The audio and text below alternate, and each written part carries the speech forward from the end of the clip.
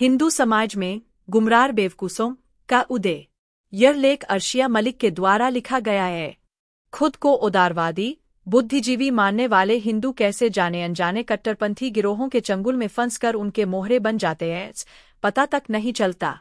फिर वे ऐसी विचारधाराओं और कृत्यों का समर्थन शुरू कर देते हैं जिससे उनकी अपनी सांस्कृतिक और वैचारिक जड़ें कमजोर होनी शुरू हो जाती है। गुमराह बेवकूफ ऐसे व्यक्ति को कहते हैं जो बिना सही जानकारी के किसी ऐसे राजनीतिक एजेंडे का समर्थन या प्रचार करता है जो अंततः अपने ही हितों के साथ धोखा करता है। यह शब्द सोवियत साम्यवाद के दौर में अस्तित्व में आया था और इसे विशेष रूप से उन पश्चिमी समर्थकों के लिए गढ़ा गया था जो अनजाने में सोवियत सरकार और विचारधारा का समर्थन कर रहे थे, जबकि वह विचारधारा उनके अपने लोकतांत्रिक और उदारवादी मूल्यों के विपरीत थी।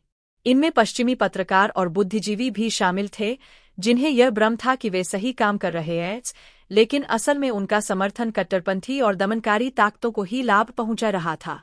बाद में इस शब्द का उपयोग उन लोगों के लिए भी होने लगा जो बिना किसी तथ्यात्मक जानकारी के भावनाओं में बहकर किसी भी विचारधारा या संगठन का समर्थन करने लगते हैं। पिछले 10 वर्षों में भारत के सांस्कृतिक पुनरुत्थान ने एक नई दिशा और तीव्रता प्राप्त की है जो हिंदुत्व केंद्रित सामाजिक राजनीतिक तस्वीर के उदय के साथ जुड़ी हुई है। इसके साथ ही गुमराह बेवकूफ लोगों की संख्या में भी अप्रत्याशित वृद्धि हुई है, खासकर उन हिंदू बुद्धिजीवियों के बीच जो स्वयं को धर्मनिरपेक्ष और प्रगतिशील मानते हैं। विडंबना यह है कि जहां एक ओर हम जैसे प्रगतिशील मुस्लिम ट्रिपल तलाक, FGM, महिला जननांग विकृति और बुर्का जैसी कुप्रथाओं को समाप्त करने या उनमें सुधार की बात कर रहे हैं, वहीं दूसरी ओर ऐसे गुमराह बेवकूफ वामपंथी हिंदू हमारी आलोचना करने में लगे रहते हैं। वे हम पर इस्लामोफोबिया का आरोप लगाते हैं जिसे मुस्लिम ब्रदरहुड ने आलोचना और विचार विमर्श को दबाने के उद्देश्य से गया था। इस प्रकार वे वास्तविक सुधारों के प्रयासों को बाधित करने का काम करते हैं और अप्रत्यक्ष रूप से कट्टरपंथी ताकतों को ही प्रोत्साहन देते हैं। तानाशाही के अंध समर्थक। गुमराह बेवकूफ केवल भारतीय या हिंदू बुद्धिजीवियों तक सीमित नहीं है। कई पश्चिमी पत्रकारों और विचारकों ने भी इतिहास में दमनकारी शासन और तानाशाहों का समर्थन किया है। इसका परिणाम यह हुआ कि राजनेता और जनता इन दमनकारी सरकारों की क्रूरता को नजरअंदाज कर उसे एक कल्पना मात्र मानने लगे, जबकि बर्गन-बेल्सन जैसे भयंकर यातना शिविरों की सच्चाई से मुंह मोड़ लिया जो द्वितीय विश्व युद्ध के समय की एक भयानक वास्तविकता थी। पुलित्जर पुरस्कार विजेता पत्रकार वाल्टर डुरेंटी इसका एक प्रमुख उदाहरण है। उन्होंने स्टालिन के दिखावटी मुकदमों का समर्थन किया और लाखों लोगों की जान लेने वाले यूक्रेनी अकाल को सिरे से नकार दिया। ऐसे गुमराह बेवकूफ अनजाने में या कभी कभी जानबूझकर क्रूर तानाशाहों और उनकी विनाशकारी नीतियों के लिए नैतिक आवरण तैयार करते हैं जिससे सत्य की आवाज दब जाती है और निर्दोष लोगों की पीड़ा अनदेखी रह जाती है। 1932 में जॉर्ज बर्नार्ड शो ने भी USSR में अकाल की खबरों को बकवास बताकर खारिज कर दिया, जबकि लाखों लोग भूख से मर रहे थे। कुछ पश्चिमी वामपंथी वेनेजुएला में ह्यूगो शावेज के दमनकारी शासन की प्रशंसा कर रहे थे। शावेज को प्रगतिशील और नवोदारवाद को खारिज करने वाली सरकार बता रहे थे, जबकि देश गंभीर आर्थिक और मानवीय संकटों का सामना कर रहा था। ऐसा ही हो ची मिन्ह, माओ त्से तुंग और पोल पोत के समर्थकों ने भी किया था। एक तरफ नरसंहारों के दौर जारी था, दूसरी तरफ ये लोग उन सरकारों को प्रगतिशील बता रहे थे। आज के दौर के गुमराह बेवकूफों की सूची में पूर्व NBA स्टार डेनिस रोडमैन जैसे व्यक्ति शामिल हैं जिन्होंने उत्तर कोरिया के किम जोंग उन के साथ घनिष्ठ संबंध बनाए और इस सरकार के मानवाधिकार हनन की अनदेखी की।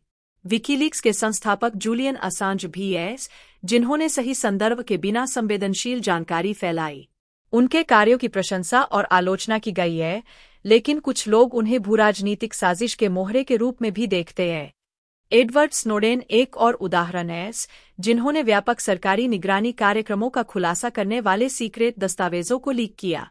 इसी तरह जब रिहाना, मिया खलीफा और जॉन क्यूसेक भारत में किसान प्रदर्शनों या CAA विरोधी शाहीन बाग प्रदर्शनों के पक्ष में आवाज उठाते हैं या ट्वीट करते हैं, तो वे असल में अत्याचार को बौद्धिक कवच देने का अपराध कर रहे होते हैं। कई मैग्सेसे और पुलित्जर पुरस्कार विजेता लगातार भारत विरोधी रुख अपना रहे हैं, भारत को बदनाम करने के लिए सक्रिय रूप से काम करते हैं। जॉर्ज सोरोस वित्तपोषित ओपन सोसाइटी से होने वाली संभावित फंडिंग के बारे में संदेह पैदा करते हैं। सोरोस अपने पैसे और एजेंडाधारियों के सहारे भारत को अस्थिर करने पर आमादा है। और ऐसे लोग आदतन तब एकजुट हो जाते हैं जब उनमें से किसी पर गंभीर अपराध का आरोप लगाया जाता है, जैसे उमर खालिद के मामले में हुआ, जो खुद को नास्तिक कहता है लेकिन दूसरे देशों के कट्टरपंथी इस्लामिक ताकतों से समर्थन भी लेता है। काम के काफिर, कट्टरपंथी इस्लाम के हिंदू समर्थक, गुमराह बेवकूफ, आमतौर पर घटनाओं, विचारों या कार्यों के बारे में बहुत कम जानकारी रखते हुए भी उनका समर्थन करते हैं। उनका यह भोलापन उन्हें प्रभावशाली नेताओं और प्रोपेगेंडा फैलाने वालों के लिए आसान निशाना बना देता है। विडंबना यह है कि ऐसे लोग कभी कभी ऊंचे पदों पर भी होते हैं और वे इन पदों का इस्तेमाल किसी विशेष कॉज का समर्थन करने के लिए करते हैं, चाहे वह कितना भी गलत क्यों न हो। इसका एक उदाहरण Irfan Habib school of history की प्रसिद्ध इतिहासकार रोमिला थापर है, जिन्होंने तुर्क मुगलों के भारत पर आक्रमण को जायज ठहराने की कोशिश की, यह दिखाने का प्रयास किया कि यह एक सभ्यता परिवर्तन था, न कि एक हिंसक आक्रमण। ऐसे ही दृष्टिकोणों ने ऐतिहासिक सच्चाइयों को तोड़मरोड़ा और एक विकृत विमर्श को बढ़ावा दिया, जिससे पीढ़ियों तक भ्रम की स्थिति बनी रही। इन ताकतों ने भारत की स्वतंत्रता के बाद भी भारतीयों को मानसिक रूप से अपना उपनिवेश बनाए रखने का प्रयास जारी रखा। इसके परिणामस्वरूप नई पीढ़ी के कई हिंदू अपनी संस्कृति और जड़ों से कट गए, जबकि धर्मांतरित मुसलमानों के वंशज मुस्लिम बहुल क्षेत्रों जैसे कश्मीर, हैदराबाद और अलीगढ़ के साथ साथ वामपंथी शैक्षणिक संस्थानों में रहकर भारत को तोड़ने की साजिशें रचते रहे। इन संस्थानों में मौजूद हिंदू धर्म के गुमराह मूर्खों ने औपनिवेशिक मानसिकता को और भी गहराई से जड़ें जमाने में मदद की। जैसे जैसे इस्लामिक ताकतों और वामपंथियों के बीच एकजुटता बढ़ती गई, वैसे वैसे इन गुमराह मूर्खों ने आतंकवाद, कट्टरपंथ और मुस्लिम समाज में व्याप्त महिला पुरुष अधिकारों के हनन जैसे मुद्दों पर भी बौद्धिक समर्थन देना शुरू कर दिया। यह गठजोड़ न केवल भारतीय समाज की एकता और अखंडता के लिए चुनौती बना, बल्कि इन बुद्धिजीवियों की भूमिका ने कट्टरपंथी तत्वों को बौद्धिक कवच प्रदान कर उनके दुष्प्रचार को बढ़ावा दिया। दुर्भाग्यपूर्ण बात यह है कि यह गुमराह बेवकूफ़ी अब एक वायरल बीमारी का रूप ले चुकी है, जिसने राजनीतिक आंदोलनों से लेकर सामाजिक और सांस्कृतिक प्रक्रियाओं तक को अपनी चपेट में ले लिया है। डिजिटल युग में इस खतरनाक भोलेपन का हथियार के रूप में उपयोग किया जा रहा है। इसका अक्सर उन लोगों के खिलाफ इस्तेमाल किया जाता है जो अनजाने में अपने ही जनसांख्यिकीय या आर्थिक हितों के खिलाफ जाकर हानिकारक सामाजिक और सांस्कृतिक मुद्दों का समर्थन कर बैठते हैं। भारत में राजनीतिक विमर्श के संदर्भ में इस शब्द का प्रयोग अब वामपंथी और उदारवादी व्यक्तियों के लिए होने लगा है, जो दक्षिणपंथी राइट विंग विचारधारा की बढ़ती आवाज का विरोध करते हैं। ऐसे लोग राजनीतिक दलों द्वारा अपनाए गए एकतरफा धर्मनिरपेक्षता और मुस्लिम विलुप्तीकरण को जायज ठहराते हैं। हम जैसे सुधारवादी मुसलमान इन्हें गुमराह बेवकूफ मानते हैं, क्योंकि हम उनकी भोली भाली सोच को पहचानते हैं, जो वास्तव में किसी विडंबना से कम नहीं। उनके कृत्यों ने विडंबना यह है, मुसलमानों को ही सबसे अधिक कट्टरता और ईशनिंदा का शिकार बनाया है, अन्य समुदायों की तुलना में। बोस्टन विश्वविद्यालय में इतिहास के प्रोफेसर रिचर्ड लैंडस ने अपनी रचना from useful idiot to useful infidel meditations on the folly of 21वीं सेंचुरी इंटेलेक्चुअल्स में इस शब्द का इस्तेमाल किया है। उदाहरण के लिए, ऐसे उदार बुद्धिजीवी जो लोकतांत्रिक स्वतंत्रता और समृद्धि का फायदा लेते हुए लोकतांत्रिक सरकारों के खिलाफ ही चलने वाले उग्र और हिंसक आंदोलनों, नक्सलवाद को नैतिक और भौतिक समर्थन देते हैं। लैंडस का तर्क है कि ऐसे लोग आत्मालोचना में उलझे रहते हैं और यह एक ऐसी कमजोरी है जिसका फायदा कट्टरपंथी इस्लामिक ताकतें आधुनिकता को गलत साबित करने के लिए उठाती है। उनका मानना है कि इससे मानवाधिकारों के विमर्श में समस्याएं उत्पन्न होती है, क्योंकि इससे प्राचीन काल के परपीड़न, दूसरों को कष्ट देना और आधुनिक काल के दमनकारी मर्दवाद के बीच एक विकृत गठबंधन बनता है।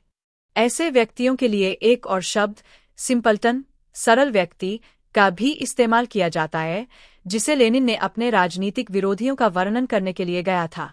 ये सरल लोग आतंक की वास्तविकता को समझने में असमर्थ होते हैं और आम जनता, मजदूरों और किसानों को धोखा देते हैं, जबकि खुद को ऐसे लोगों से जोड़ लेते हैं जो आतंक और उत्पीड़न के दोषी हैं।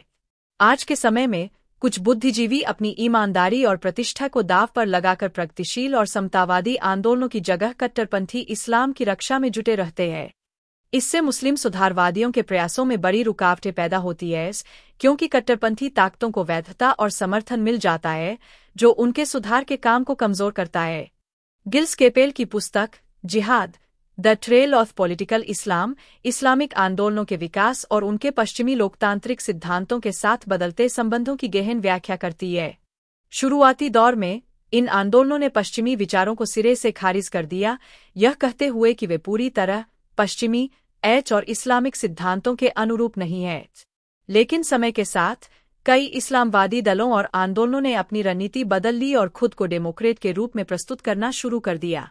अब वे मानवाधिकार और स्वतंत्रता के उन्हीं पश्चिमी सिद्धांतों का हवाला देकर सत्ता के दमन की आलोचना करने लगे हैं जिन्हें वे कभी खारिज करते थे। इस बदलाव को कुछ लोगों ने वास्तविक विचारधारात्मक परिवर्तन माना, जबकि कई ने इसे केवल एक पैंतरेबाजी समझा जो आज की कई कम्युनिस्ट पार्टियों की रणनीति से मेल खाती है। कम्युनिस्ट पार्टियां भी, खासकर जब सोवियत संघ अपने चरम पर था, लोकतांत्रिक भाषा का इस्तेमाल कर अपने समर्थकों को भ्रमित करती थीं ताकि वे बुद्धिजीवियों और लोकतंत्र में विश्वास रखने वालों का समर्थन हासिल कर सकें। इस रणनीति ने मजदूर आंदोलनों से जुड़े कई ईमानदार लोगों को आकर्षित किया, क्योंकि वे यह मानते थे कि यह आंदोलन उनके हितों का प्रतिनिधित्व करता है। इस प्रकार लोकतांत्रिक भाषा का यह दोहरा इस्तेमाल एक षड्यंत्रकारी रणनीति के रूप में काम आया, जिसका उद्देश्य अपने राजनीतिक लक्ष्य हासिल करना था। गुमराह बेवकूफ अक्सर यह सोचते हैं कि वे अपने हितों या विचारधाराओं का समर्थन कर रहे हैं, लेकिन हकीकत में वे केवल मोहरे होते हैं। उन्हें किसी विचारधारा या आंदोलन का समर्थन करने के लिए प्रेरित किया जाता है, जबकि इसके पीछे एक छिपा हुआ एजेंडा काम करता है जिसे वे समझ नहीं पाते। ऐसे गुमराह बेवकूफ शायद ही कभी अपनी भागीदारी की गहराई को जान पाते हैं। गलत सूचनाएं और भ्रामक जानकारी उनका शोषण करने के प्रमुख साधन होते हैं। इन सूचनाओं का उद्देश्य उन्हें भ्रमित कर अपने एजेंडे की दिशा में मोड़ना होता है। इस प्रकार ये लोग अनजाने में अयहूद का प्रचार करने वाले समर्थक बन जाते हैं और धीरे धीरे उस अयहूद को व्यापक समाज में फैलाते हैं। भारत में अल्टन्यूज वेबसाइट के संस्थापक, संपादक और व्यवस्थापक इसी रणनीति का उपयोग करते हैं। वे अपने आप को फैक्ट चेकर के रूप में प्रस्तुत करते हुए भ्रामक जानकारी फैलाने का काम करते हैं ताकि एक विशेष राजनीतिक और वैचारिक एजेंडे को आगे बढ़ा सकें। यह एक उदाहरण है कि कैसे गुमराह बेवकूफों का इस्तेमाल कर सच को झूठ और झूठ को सच बनाने की कोशिश की जाती है। भटके हुए मुसाफिर। गुमराह बेवकूफ असल में आधुनिक उदारवाद के रास्ते से भटकने का नतीजा है। उदारवाद का मूल दर्शन गलत नहीं था।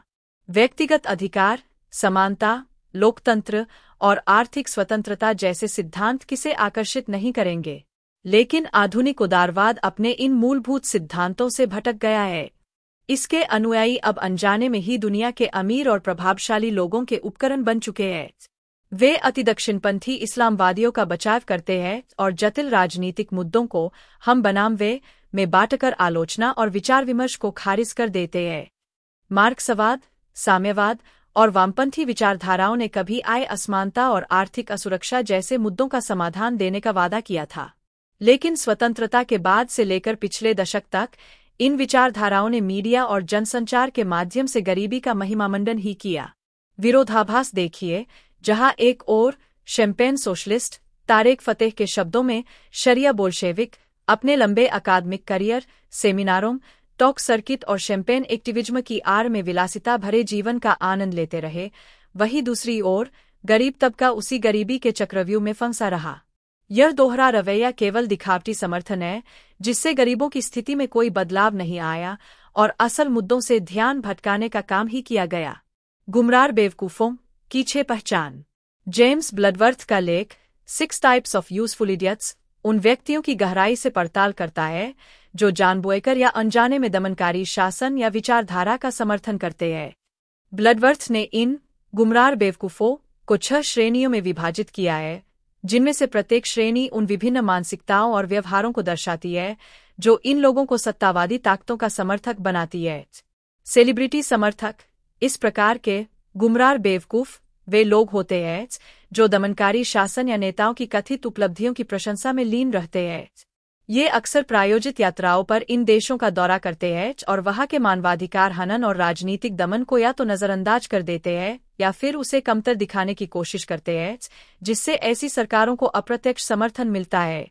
भारत के संदर्भ में रिहाना और जॉन क्यूसेक जैसे सेलिब्रिटी इसके प्रमुख उदाहरण हैं, जिन्होंने बिना पूरी जानकारी के केवल सुर्खियां बटोरने के लिए भारत के आंतरिक मामलों पर टिप्पणी की।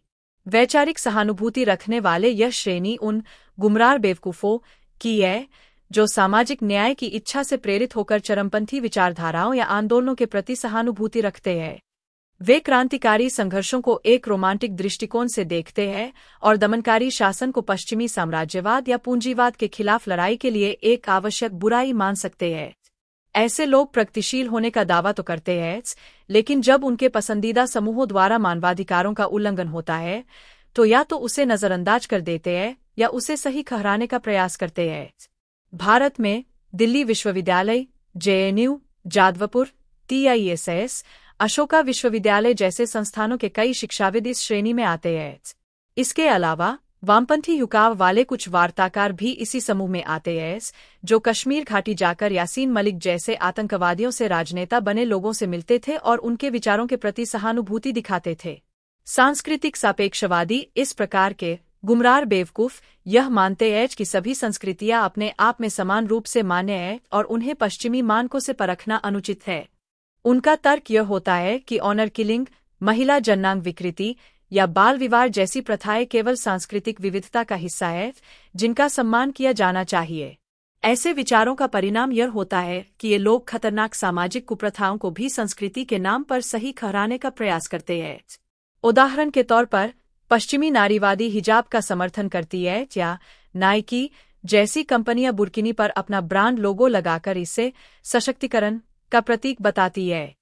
विडंबना देखिए कि जहां एक ओर ईरान की महिलाएं जबरन हिजाब पहनने का विरोध कर रही है और इसके लिए उन्हें मारा पीटा या जेल में डाला जा रहा है, वहीं दूसरी ओर ये सापेक्षवादी इसे सांस्कृतिक विविधता का हिस्सा मानकर समर्थन दे रहे हैं।